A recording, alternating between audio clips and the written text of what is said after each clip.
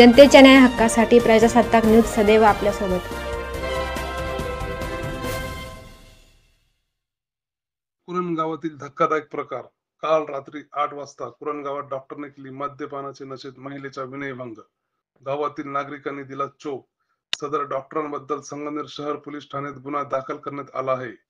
सदर डॉक्टरांवर भारत अधिनियम कायद्यानुसार कलम 74 महिलेचा विनयभंग करणे, कलम 75 महिलेचा लैंगिक छळ करणे, कलम 79 स्त्रीच्या विनम्रतेचा अपमान करण्याच्या उद्दिष्टाने केलेली कृती या कायद्यानुसार डॉक्टरांवर गुन्हा दाखल करण्यात आला आहे।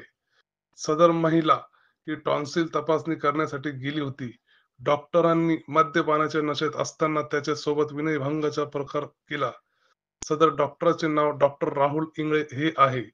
डॉक्टर विनयभंग करण्याचा प्रयत्न करत आहे। महिलेला समजता महिला अस्वस्थ झाली व घरी गेल्यानंतर हा सर्व प्रकार घरच्या लोकांना सांगून नंतर तेथील ग्रामस्थांना समजता त्या दवाखान्यात जाऊन चोप दिला व संगमनेर शहर पोलीस ठाण्यात रात्री सुमारे 11 वाजता त्या डॉक्टरांवर गुन्हा दाखल करण्यात आला। आपल्या परिसरातील ताज्या घडामोडी पाहण्यासाठी आजच प्रजासत्ताक न्यूज 24 ला सबस्क्राइब करा आणि रहा अपडेट। तसेच लाईक अँड शेअर करायला विसरू नका।